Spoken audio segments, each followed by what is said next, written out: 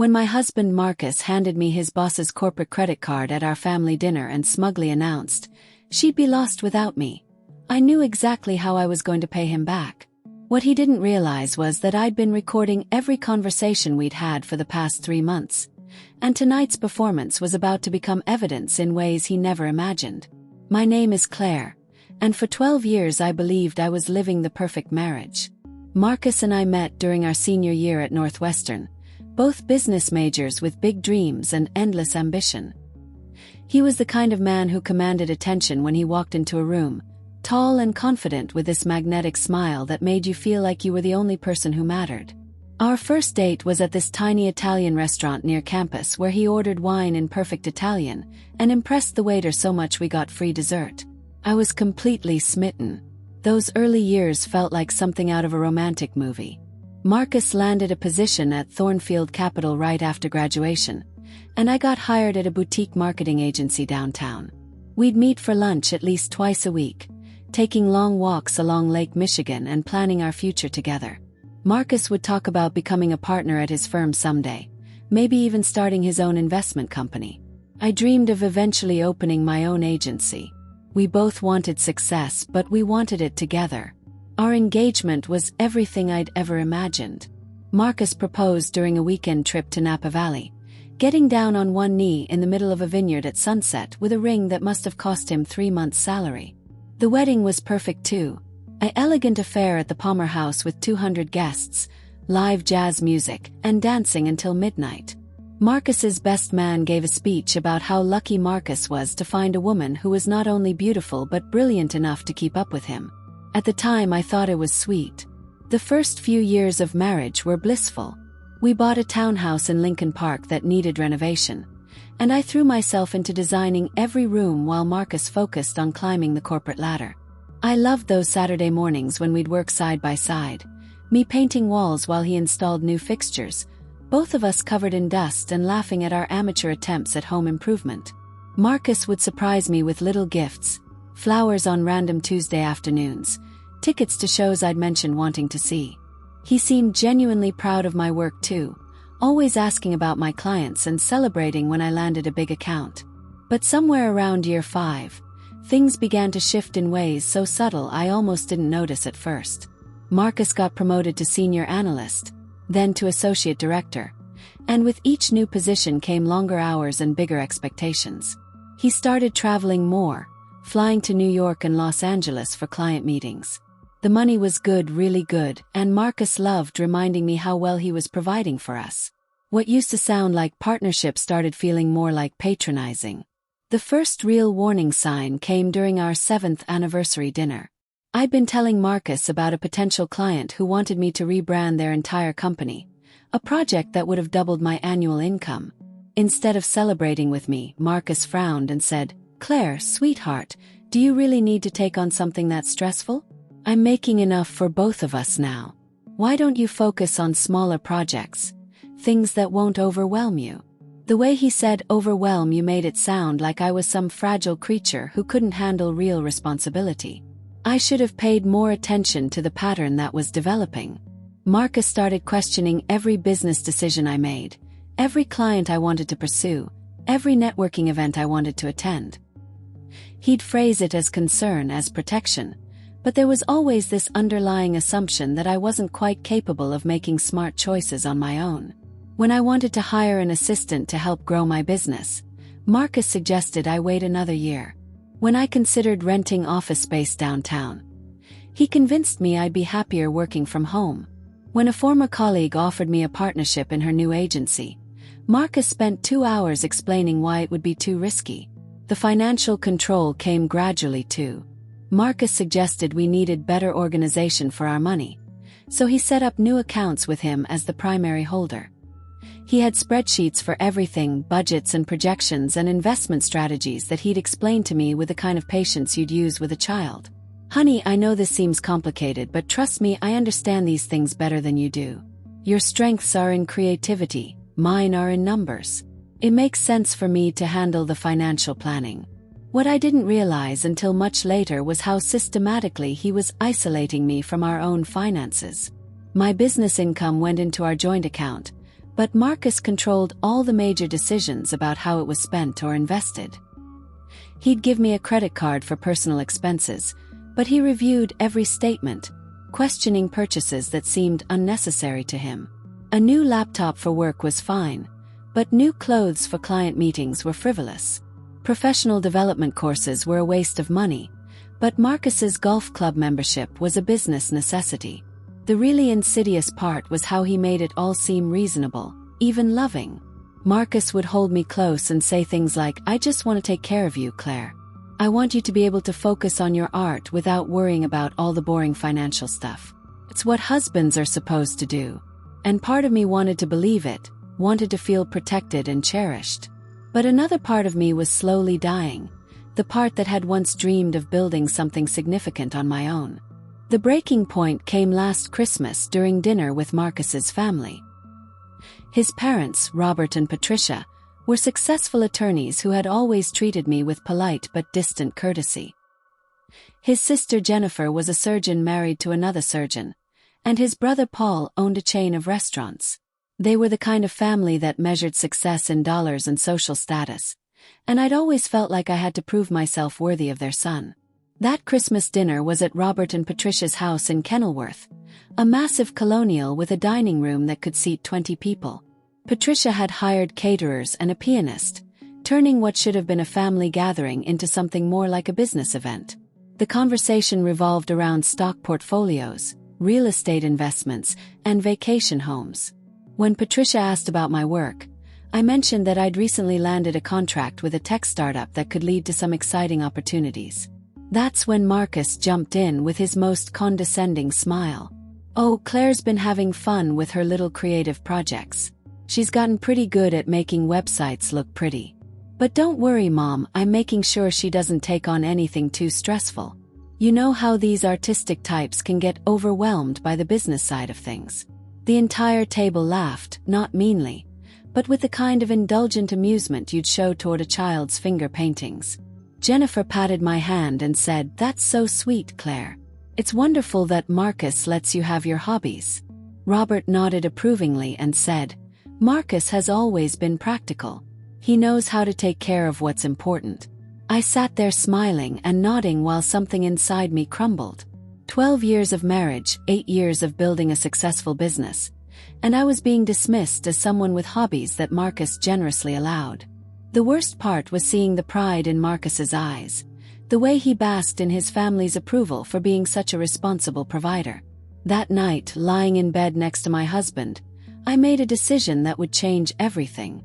I was going to start paying attention, really paying attention, to exactly how Marcus was managing our finances and controlling our life together. I was going to document everything, every conversation, every decision, every subtle manipulation. I didn't know what I was going to do with the information, but I knew I needed to understand the full scope of what was happening to me. I started with our bank accounts, requesting statements, and reviewing every transaction for the past 2 years. What I discovered was stunning. Marcus had been systematically redirecting my business income into investment accounts that only he controlled. Money I'd earned from my biggest clients had been moved into stocks and bonds listed solely under his name. My name appeared on our joint checking account, but I had no access to the savings, the investments, or the retirement funds that my own work had helped build. Then I started recording our conversations, using a voice memo app on my phone whenever Marcus started his lectures about financial responsibility or business strategy. I told myself I was just trying to understand his perspective better, but really I was gathering evidence of how he spoke to me when he thought no one else was listening. The recordings were eye-opening. Marcus's tone when discussing my career ranged from patronizing to openly dismissive. He talked about my work the way someone might discuss a child's lemonade stand. Cute but not serious. The most damning recording came during a conversation about our taxes. Marcus was explaining why we needed to structure things differently this year, and I asked if I should be more involved in understanding our financial situation. His response was chilling. "Claire, honey, I love that you want to learn, but this stuff is really complex. You're better at the creative things, and I'm better at the money things. That's why marriages work, when people stick to what they're good at. You trying to understand investment strategies would be like me trying to pick color palettes. We're just wired differently." The casual dismissal in his voice, the complete confidence that I was intellectually incapable of understanding our own finances, made me realize that this wasn't just control. This was contempt disguised as protection. Marcus didn't just want to manage our money. He wanted to make sure I never could. That's when I started making my own plans. I opened a private bank account using my maiden name, something I'd kept on a few old documents. I began redirecting payments from my smaller clients to this account. Money that Marcus wouldn't immediately notice was missing. I started meeting with a financial advisor, a woman named Sarah Chen who specialized in helping women gain financial independence. Sarah helped me understand exactly how much Marcus had hidden from me and what my options were. The numbers were staggering. Over the course of our marriage, my business had generated nearly $400,000 in income. Marcus had invested most of it wisely. I'll give him credit for that. But he'd done it all in ways that left me with no legal claim to assets I'd helped create. If I divorced him tomorrow, I'd walk away with almost nothing despite 12 years of contributing to our household. Sarah also helped me understand something else. Marcus's behavior wasn't just controlling, it was potentially illegal. In Illinois, both spouses have rights to marital property regardless of whose name is on the accounts. By hiding assets and preventing me from accessing information about our finances, Marcus was violating state law.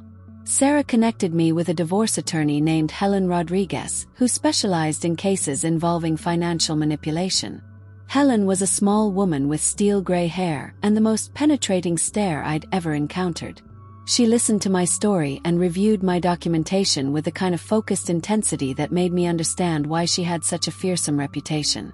After 2 hours, she leaned back in her chair and said, "Claire, your husband has been committing financial fraud against you for years. The question is, what do you want to do about it?" I wasn't ready for divorce, not yet. But I wanted Marcus to understand that I wasn't the helpless partner he thought I was. I wanted him to realize that his behavior had consequences. Helen suggested what she called a controlled revelation, a way of demonstrating my awareness of the situation without immediately destroying our marriage. We would pick a moment when Marcus was feeling most confident, most secure in his control, and I would quietly show him that I knew exactly what he'd been doing. The opportunity came sooner than I expected. Marcus announced that we were having dinner with his boss, Jonathan Whitfield, and his wife at one of the most expensive restaurants in Chicago. Jonathan was considering promoting Marcus to vice president, a position that would finally put him on track to make partner. Marcus was thrilled, spending days preparing for what he saw as the most important dinner of his career. Jonathan Whitfield was everything I'd expected from Marcus's descriptions. Tall, silver-haired, impeccably dressed, with a kind of confidence that comes from generational wealth and unquestioned authority. His wife Rebecca was younger, maybe 45 to his 60, with perfect posture and jewelry that probably cost more than most people's cars. They were the kind of couple who made everyone around them feel slightly inadequate just by existing.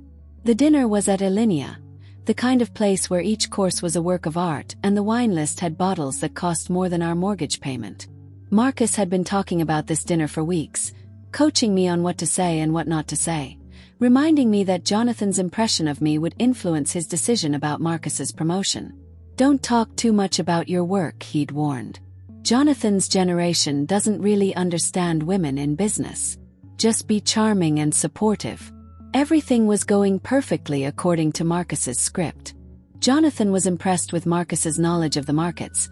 Rebecca was politely interested in my thoughts on the restaurant's interior design, and the conversation flowed smoothly through topics that made Marcus look knowledgeable and ambitious.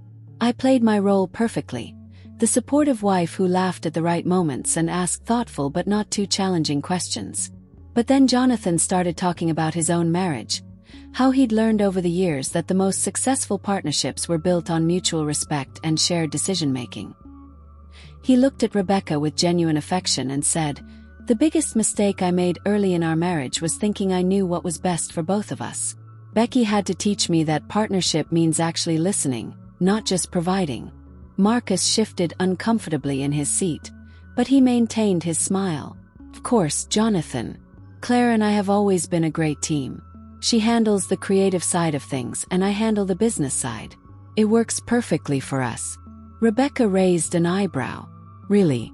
I would think someone with Claire's background in marketing would have valuable insights about the business side too." She turned to me directly. "What's your take on the current market trends, Claire? Marcus has mentioned that you work with several tech startups." This was my moment.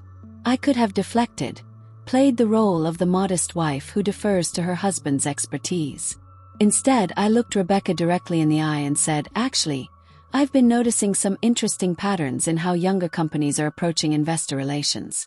The traditional models that worked even 5 years ago aren't resonating with millennial entrepreneurs. They want more transparency, more collaboration, less of the old-school paternalistic approach." Jonathan leaned forward, genuinely interested. "That's fascinating. Can you give me an example?" For the next 10 minutes, I laid out a detailed analysis of changing business relationships, using examples from my own clients and trends I'd observed in the market. Jonathan was taking notes. Rebecca was nodding approvingly. And Marcus was sitting there with a frozen smile, watching his carefully orchestrated evening spin completely out of his control. When I finished, Jonathan looked at Marcus with a mixture of surprise and disappointment. "Marcus, you never mentioned that Claire had such sophisticated insights about our industry. We could use someone with her perspective on our client relations team." Marcus's laugh was strained. "Oh, Claire's always been smart. I just didn't want to bore you with too much shop talk." But it was too late. Jonathan had seen what Marcus had been hiding, that his wife wasn't the decorative accessory he'd implied but a skilled professional with valuable knowledge. The power dynamic at our table had shifted, and everyone could feel it. That's when Marcus made his fatal mistake. When the check arrived, instead of handling it himself like the ambitious executive he was trying to appear to be, he pulled out Jonathan's corporate American Express card, the one given to senior employees for client entertainment, and slid it across the table to me with that patronizing smile I'd grown to hate. "Here you go, sweetheart," he said loud enough for Jonathan and Rebecca to hear. "Take care of this for us. You know how lost you'd be without me handling all the important stuff." The silence at the table was deafening. Jonathan's expression went from surprise to disgust. Rebecca actually gasped. And I sat there holding my husband's boss's corporate credit card, realizing that Marcus had just handed me the perfect weapon to destroy him with. But instead of exploding, instead of calling him out in front of his boss, I simply smiled and stood up. "Course, honey. I'm so grateful for everything you do for me." I walked to the hostess station, my mind racing. The dinner had cost nearly $2,000, including several bottles of wine that cost more than most people's monthly rent.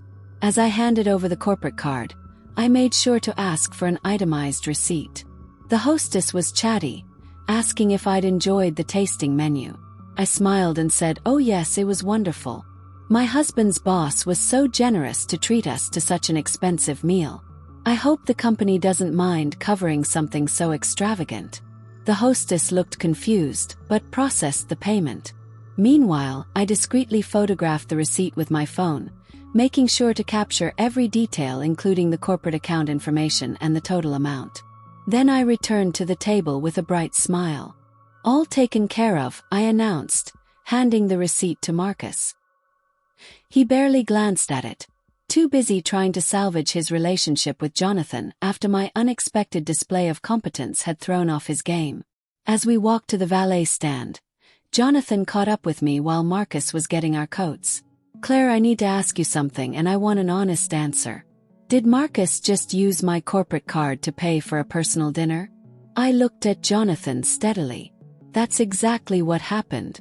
And based on his reaction, I don't think this is the first time." Jonathan's jaw tightened. "Is he? And the way he spoke to you in there, the way he dismissed your obviously considerable expertise, is that typical?" He nodded. "Jonathan, I've been documenting Marcus's behavior for months. Financial manipulation, professional sabotage, systematic undermining disguised as protection. Tonight was just the first time he's been careless enough to do it in front of witnesses." Jonathan stared at me for a long moment. Then he pulled out his phone and made a call. "Security. This is Jonathan Whitfield." I need you to immediately freeze corporate card number. He rattled off the number from memory. And first thing Monday morning, I want a complete audit of all charges made by Marcus Sullivan over the past year. Yes, I'll hold. When Marcus returned with our coats, Jonathan's demeanor had completely changed. Marcus, we need to talk first thing Monday morning. My office 8 a.m. sharp. The drive home was silent. Marcus kept glancing at me with a mixture of confusion and growing suspicion. I think he was starting to realize that something had gone very wrong with his perfect evening, but his arrogance wouldn't let him believe that I could have been the architect of his downfall. That night, I lay awake listening to Marcus sleep beside me, thinking about everything that had led to this moment. The slow erosion of respect, the financial manipulation, the constant undermining disguised as love and protection. I'd spent years trying to save our marriage, but I'd forgotten the most important thing. I needed to save myself first. Monday morning came too soon and too late. Marcus left for work early. His confidence somewhat restored after a weekend of convincing himself that Jonathan's reaction had been overblown. He kissed my forehead and said, "Don't worry about Friday night, sweetheart. Jonathan was probably just tired.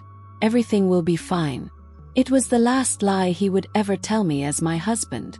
Jonathan called me at 10:30. "It's over, Claire. Marcus has been terminated for multiple policy violations. The audit revealed systematic misuse of company funds going back 18 months. He's been using the corporate card for personal expenses dozens of times, always making sure someone else physically handled the transaction." The realization hit me like a physical blow. Marcus hadn't just been controlling and manipulative. He'd been using me as an unwitting accomplice in corporate fraud, setting me up to take the blame if anyone ever questioned the charges. Every time he'd handed me that card with his condescending smile, he'd been creating evidence that I was the one making fraudulent purchases. "There's more," Jonathan continued.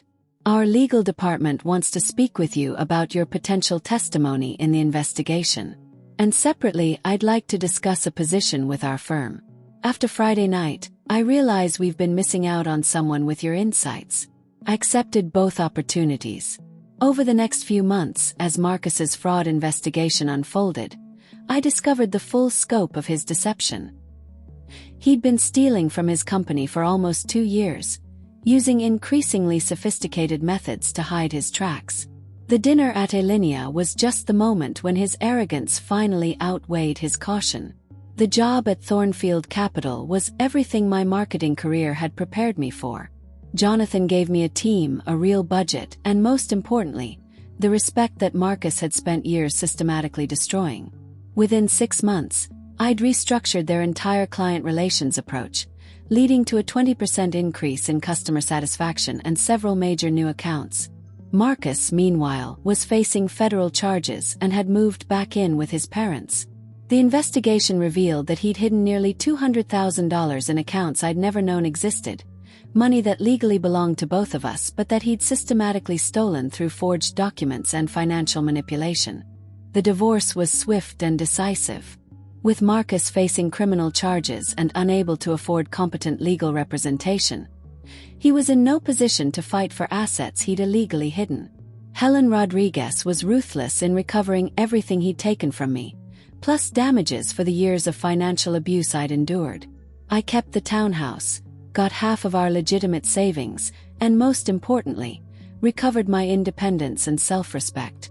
Marcus's settlement included a restraining order and an agreement that he would never contact me again except through attorneys. 6 months after that dinner at Alinea, I was thriving in ways I'd forgotten were possible. The job at Thornfield had led to other opportunities, including consulting work that paid more than I'd ever dreamed of earning. I'd moved back into our old townhouse and redecorated it to reflect my own taste rather than Marcus's preferences.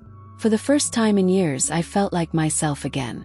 But the most satisfying moment came a year later, when I received a letter from the federal prosecutor handling Marcus's case. He'd been sentenced to 18 months in prison for corporate fraud and ordered to pay full restitution to Thornfield Capital. The letter thanked me for my cooperation in the investigation, and noted that my testimony had been crucial in securing the conviction. Looking back now, I realize that Marcus's biggest mistake wasn't the fraud or the financial manipulation or even the constant disrespect. His biggest mistake was underestimating me so completely that he never saw me as a threat. He was so convinced of his own superiority, so certain that I was helpless without him, that he never considered I might be documenting his behavior or planning my own strategy. The night he handed me that corporate card and told me I'd be lost without him, he was right about one thing. I would have been lost without him. Lost in a relationship that was slowly killing my spirit, lost in a life where my dreams were treated as hobbies, lost in the illusion that being taken care of was more important than being respected. That dinner at Alinea wasn't my revenge against Marcus. It was my rescue from him. Sometimes the most powerful thing you can do is simply refuse to be underestimated, refuse to play the role someone else has written for you, and trust in your own strength even when everyone around you has spent years convincing you that you don't have any. The corporate card was never my weapon. It was the rope Marcus used to hang himself. I just made sure the right people were watching when he did it. Now, when people ask me how I found the courage to bring it all down, how I knew to document everything and plan so carefully, I tell them the truth. I didn't plan it as revenge. I planned it as survival. And sometimes survival requires you to be smarter, more patient, and more strategic than the person trying to destroy you. Marcus spent 12 years teaching me that I was weak, dependent, and intellectually inferior. It took me just one dinner to prove that the only thing I'd ever been was underestimated. And you, if you found yourself trapped in a marriage built on financial manipulation and systematic disrespect, would you have found the strength to fight back? Or would you have continued to believe the lies someone told you about your own capabilities?